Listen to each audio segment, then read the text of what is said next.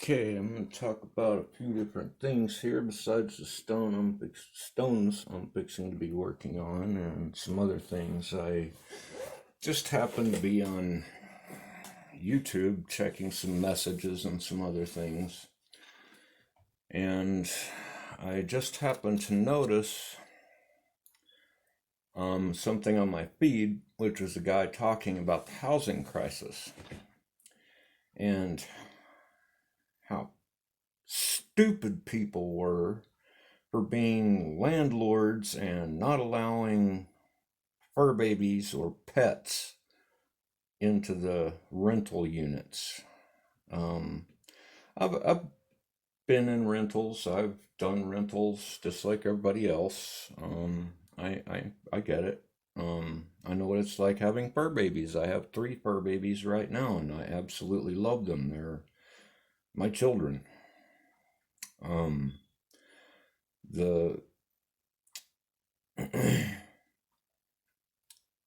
point I'm going to get to here, I didn't watch the whole thing, and I'm not going to mention the channel or anything. It was new to me on my feed, and it was appreciated. I just thought I would check into it and see what was going on. Anyway, he was basically, as far as I could tell, I'm not making judgments or anything else because it doesn't matter what generation or anything else, because all generations have it. They all do the same thing, and it has to do with attitude. Um, an appreciation for things and your position in life. And as a homeowner, multiple homeowner, um, I don't think people realize the fact that, and especially if you've got a mortgage or something, it's not your property. You are a guest in someone else's property or home. If you walk into a bank and just demand money and take it, you're a bank robber. They don't owe it to you. The people that deposit their money there do not owe it to you. Those people went out, worked hard jobs, and got a job and worked a job and deposited their money. Nobody gave it to them. Um, anyway, so there's a vested interest, and if you're a mortgage holder, there are rules and stipulations. The owner or the person paying the mortgage on that place, the person that you're renting from, the landlord, if you will, um, they are there on rules, and the only reason that they have that property, especially making payments on it, which are very high payments with a lot of interest and a lot of insurance and a lot of other things, there are stipulations on those mortgages. There are rules, just like home with mommy and daddy. There are rules in life, and you need to realize your position and be grateful. If you're given the opportunity to rent or own a place from a bank and lenders and everything else, you need to realize that you are a guest and only there on certain stipulations and under certain conditions. And if you do not meet those conditions, then you shouldn't be signing up and signing on to those obligations. I remember the whole complaints so many times about deposits coming back. There's been quite a few times I didn't get deposits back. Just wear and tear and other things. When you're in a home, things break, there's damage that occurs, just stains in the carpet, tracks in the floors, especially if you've got kids and other stuff, fur babies, kids, it doesn't matter, even just adults, doesn't matter. There's going to be spilled drinks, there's going to be spilled foods, and depending upon your personal lifestyle and habits, there's going to be damages to the property you're living in or renting from or mortgaging. And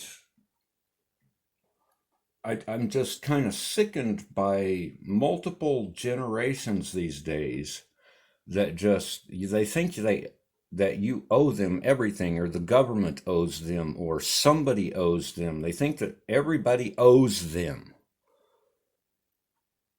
The only things I have in life are what God gave me, and that through hard work, because I had to pray for it, I had to ask for it, and I had to bust my backside to go out and get it. And anyway, I made a comment that after the complaints started, I just made a comment because I didn't want to hear it and wanted to give him and make him think about another perspective. So I told him,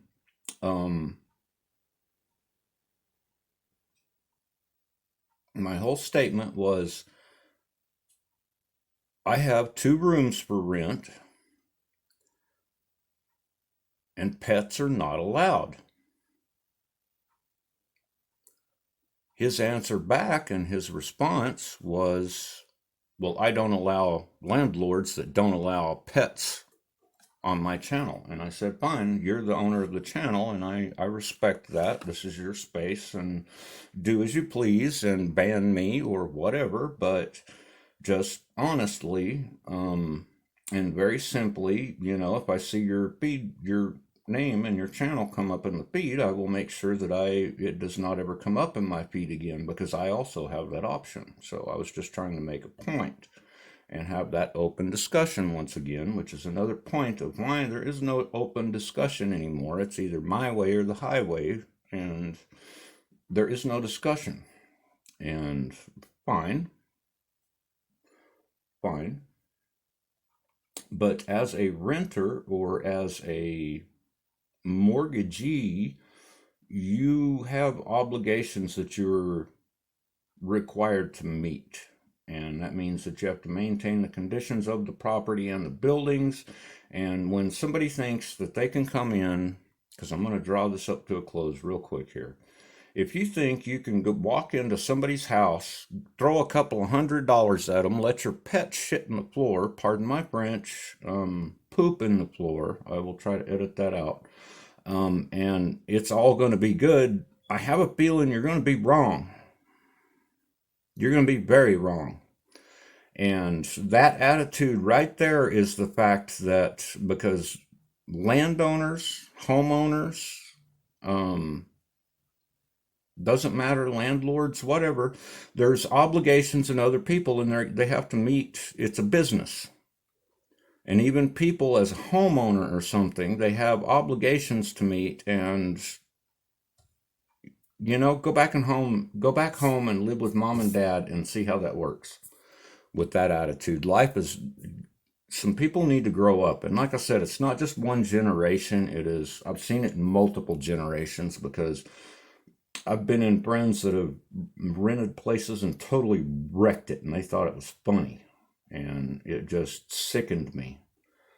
And I think that's part of the problem with society today, is they think everybody owes them something because of this, that, or the other thing, and that's wrong. We need to get back to a society where you earn things, and the only thing that you are owed or earn, or the only thing that you are owed, is what you worked for. And I don't think that the government should be allowed to come in and take it away from you either, because they overspent their budget. That is wrong, and we're going to stay out of that too. Anyway, enough of society. I want to get on with this, and hopefully this makes it into the final cuts and I can trim out. I got a little emotional on a couple of pieces of it, but I'm going to do this one off cut. I want to try to do some demonstration on what's going on here with this, but I had to clear my head of that so I could focus on the whole point of this video. But yeah, sorry about the vent rant, but that is just part of what was chewing me up, and part of what chews me up today is people just thinking other people owe them. Life owes you nothing. You're lucky to be breathing.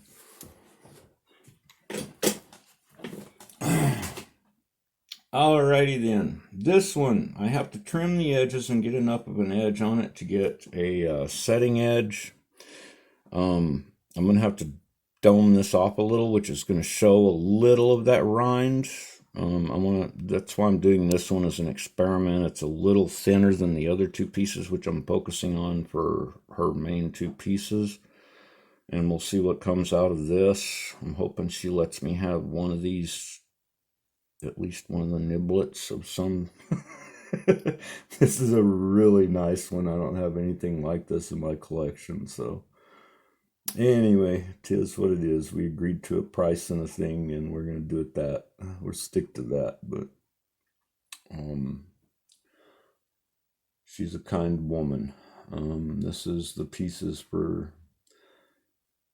I don't even know if I can mention her name because I haven't discussed it with her. We will see. If I can, then I will voice over at some point and throw her name in there. So, but I've got this little dip in here, and part of the problem here is going to be I have to taper edges, or I have to straighten some edges so that I have enough grip to get a bezel to bite on the stone, because if you do it with these tapered edges, it's going to chip and break the material, and you don't want that. You want a good, solid, stable stone, and this is beautiful material. So here we go. I'll quit yapping my yak, or as Jeff would say, Jeff Williams, quit my jaw jacking and get on with it.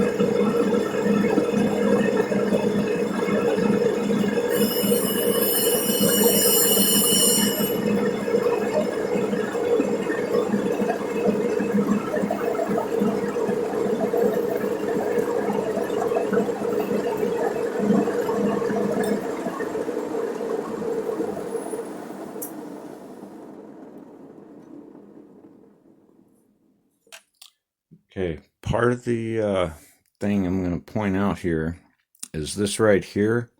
If I stop where I'm at and I try to do a bezel setting, what's going to happen is there's going to be a spot to wrap the bezel in. It's going to cause a really funky look to the bezel. And I may leave that, but I've still got some other stuff I've got to do as far as adjustments. This has got to come in just a hair more. I'm going to have the same thing going on there. The ends are good. I'm high enough there I could work from there, but now I'm also going to have to do some more rolling and stuff. I'm probably going to finish the back first. And the problem with working with nuggets is I cannot put a dop on this side because the dop will mess up the matrix and everything else. You will ruin the stone since it's natural. So what I'm going to do is keep going down a little bit, and then I will take off this back edge with like a 45, that real sharp edge, because you don't want that, because you want that to be able to set in with a place for the solder from the setting. And then it's going to have to come in a little more. And this is why stones shrink. They go from a really nice sized stone, and then you got to cut them down to where they shrink. So sometimes people, they get their stones back and they're going, well, it's not, that can't be my stone.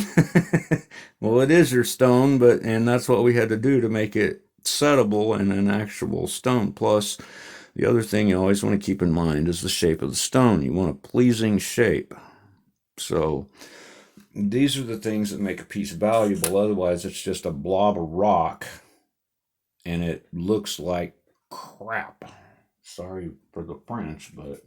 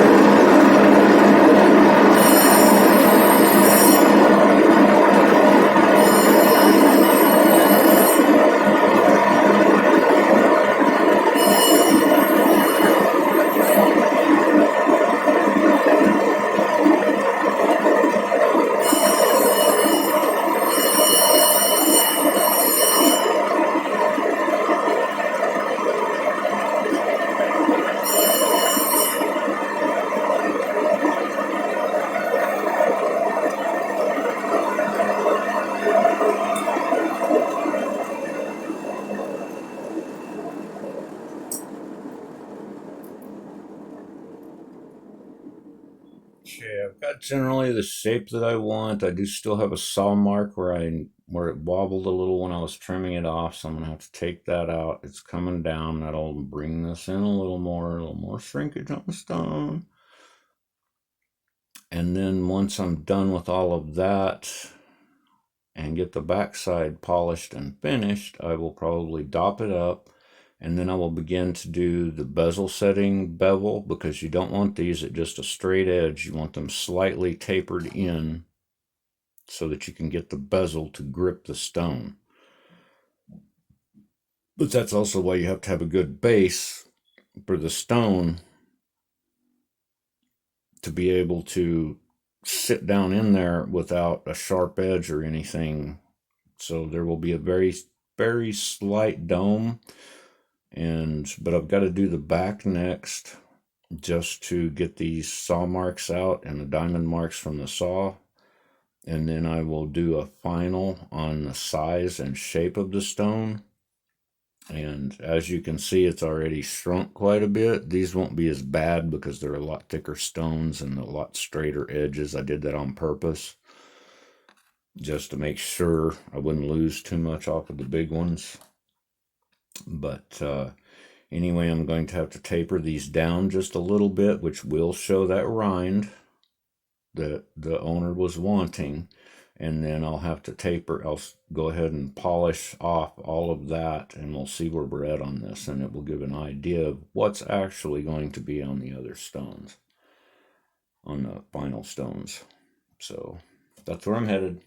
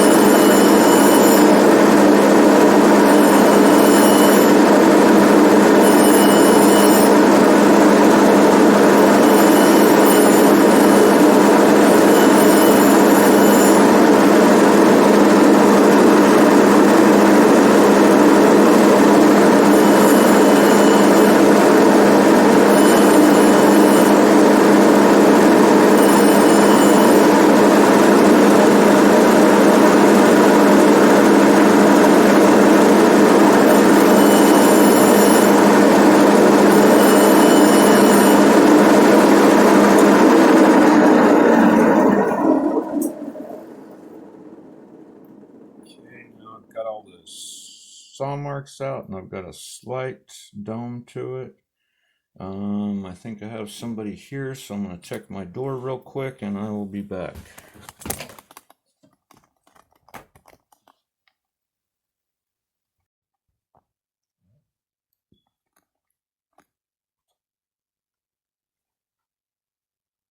All right.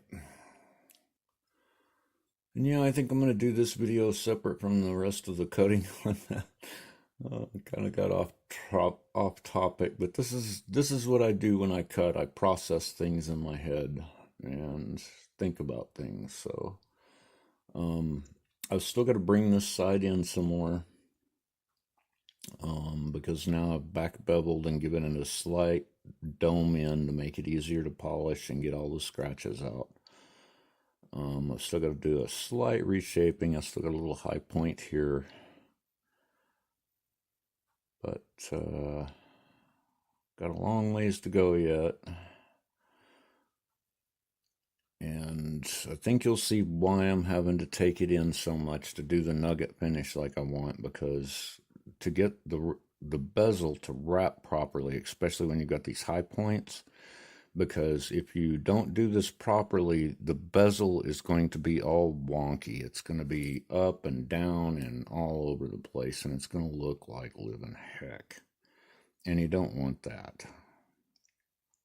I would really prefer to do a straight bezel with these, but I want to do a fancy bezel on the other stones just because it will add detail.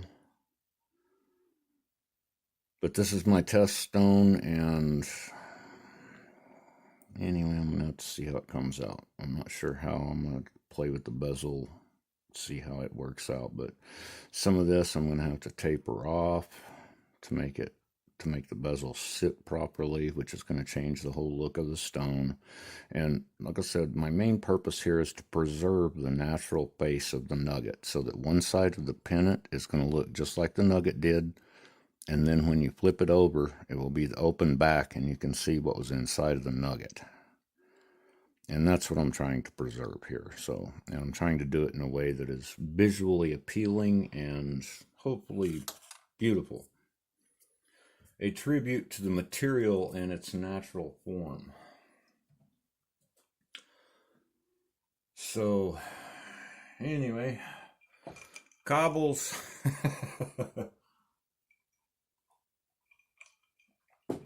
as one of my other YouTube buddies would say, Flower Gold Wizards, Jason over there. Try to give some more shout outs here in the near future.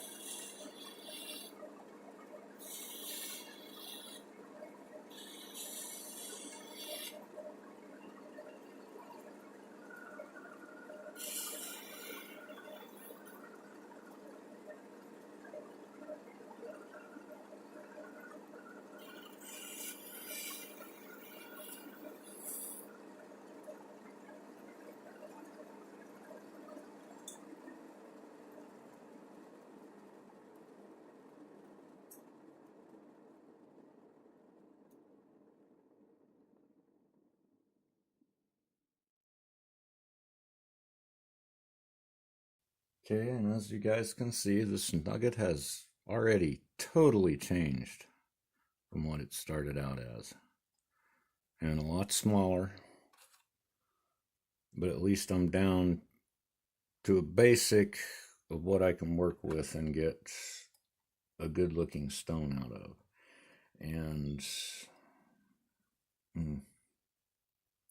problem with vinyl polish, especially with the silver and stuff, is going to be with the silver polish is going to try to dye and discolor this natural matrix on the outside of the stone, and I'm trying to preserve that, so I'm going to have to stick with cerium and or aluminum oxide on this whole process from here out on final finish with these. So this is even,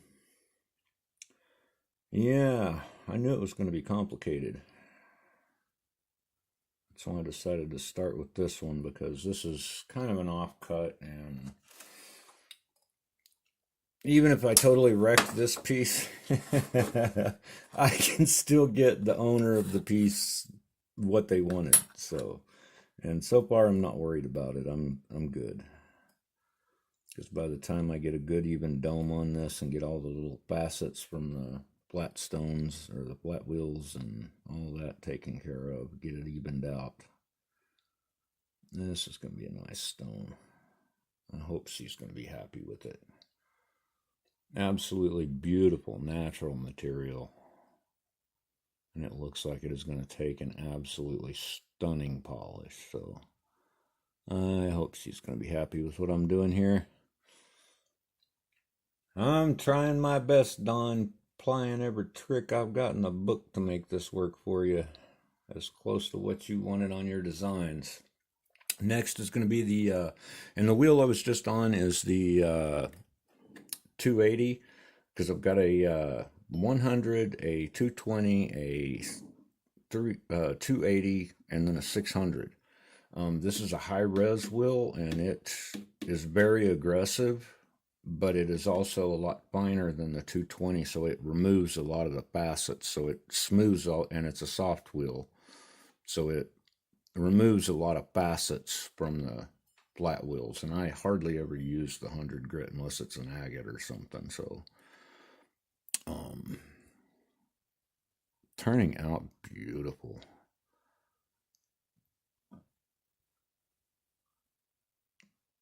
So yeah, start to finish on a jewelry piece, design and otherwise. The only thing I skipped was the paperwork I did to for the initial designs to sell the point, but another video for that, another piece.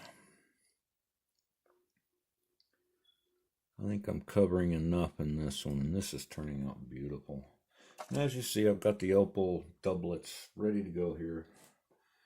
I'll be doing that video next, or mixing it in between, because like I said, I may take a break on this one after finish this one up and take a look at it and see where I'm at.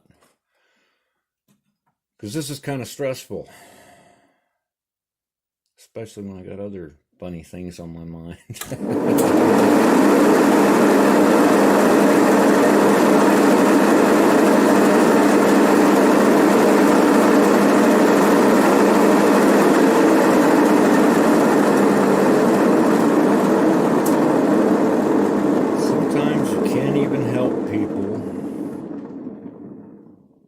Because they just got to do things their way. So, okay, I'm just an old man and I don't know nothing. All right, next will be the 600 grit wheel. Yeah. Get set up for this. This is also a soft wheel. Get some more of my junk out of the way. Too many projects going at once. And I have people telling me, well, you've got plenty of time. You can... Anyway. Taking a break for a moment. Back in a minute.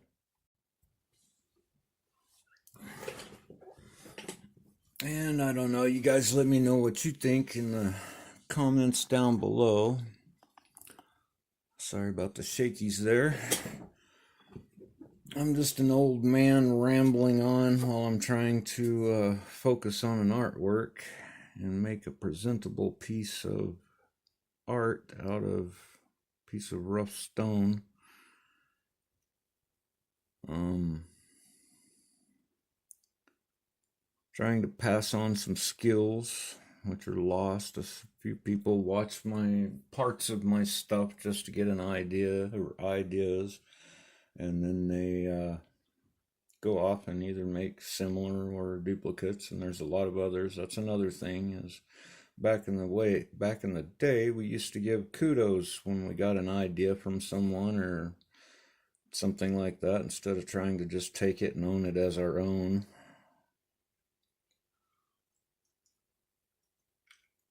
I understand. I get and give shout outs as much as possible.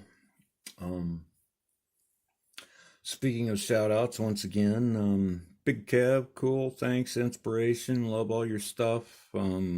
It's about the content, not about what you find or um,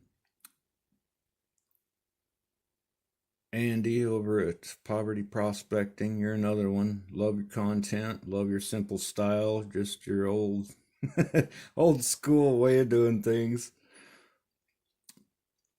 Give Smudge a stick for me. Um, and yeah, I think that's part of what's missing in the world today is we just don't sit and talk sometimes about some stuff. They want the content without they want the tricks without the knowledge that goes behind it. And in which case, in a lot of cases, they just miss the whole point of what it's all about. The only reason I'm sharing this stuff is I think it might help make the world a better place if somebody sat and listened for a minute. The world goes too fast these days, I think, my opinion.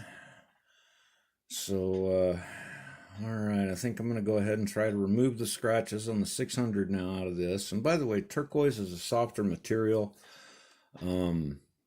It's opal's easier in some ways because it's a harder, denser material and it cuts slower. This stuff cuts extremely fast, so I think it's a whole point softer even at its hardest.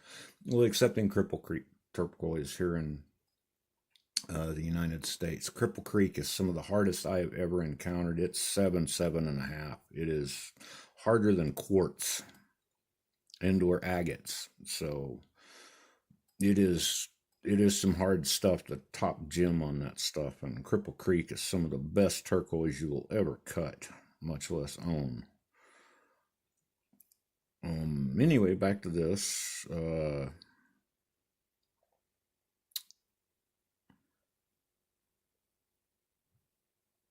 I'm going to go ahead and try to shape.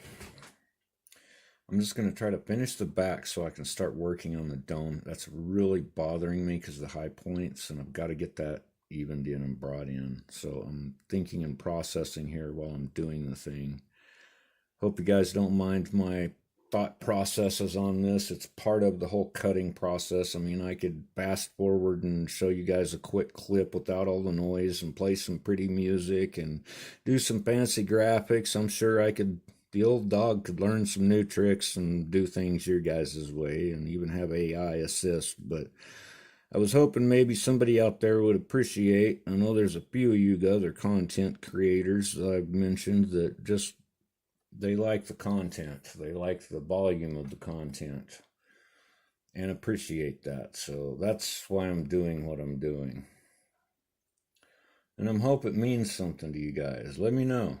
If you don't like this form of video, I will go back to the old. I'll just show the tricks and y'all can get on with your life. We'll have short form videos and shorts, and my channel will grow and go up, and y'all don't have to listen to an old man ramble.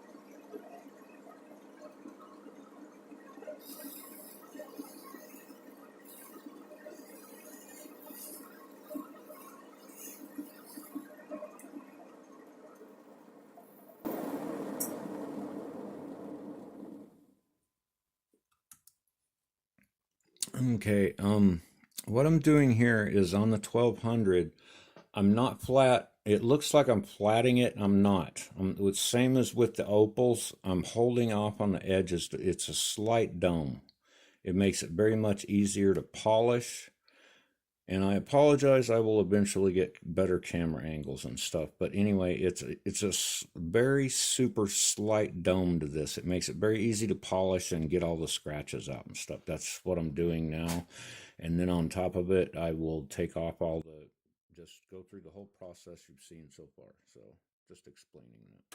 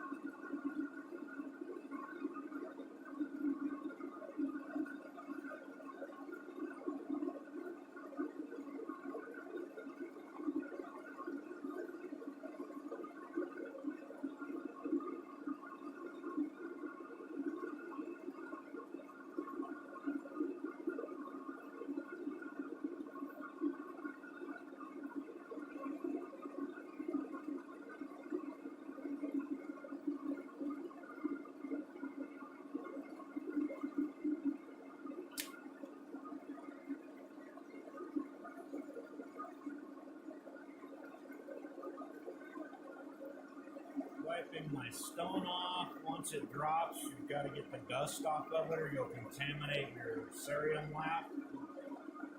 That's a no-no.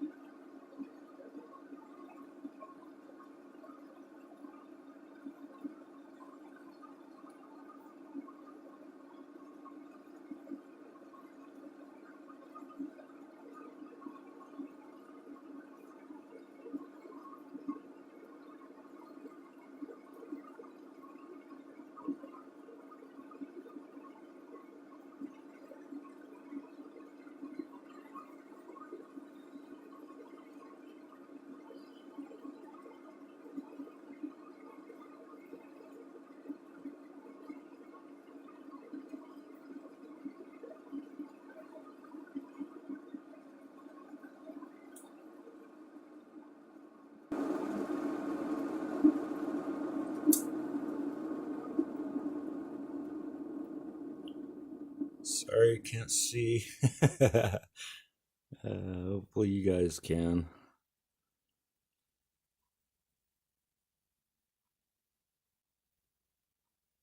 Might try some close-ups here in a bit. But for the moment, there we go. That's pretty much what I wanted. Hopefully soon I will be able to get some better camera angles for you guys so you can see more what's going on. Okay, here is the final stone. Hopefully, there we go, focus. Came out pretty nice. You can see the rind, which is part of what she wanted. That's part of what I was shooting for. I still gotta touch up some of the polish. It's got some smudges on it. But I think it came out pretty nice. It's got a good preservation on the natural face, just highlight polished if anything. Good bezel setting edge, slight angle to it to catch that stone and hold it really firm. The back came out great with a wonderful polish.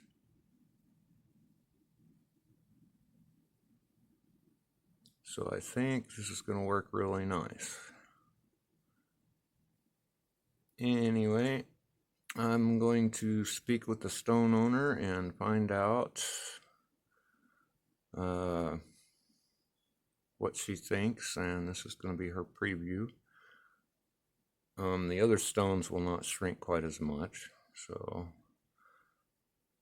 I cut them a little thicker so I won't have to deal with that super fine edge I had to deal with here where it was all razor sharp. But anyway, I hope you guys enjoyed this stone cutting session, and we'll tune in for the next one. I'm going to go ahead and edit this video as best I can.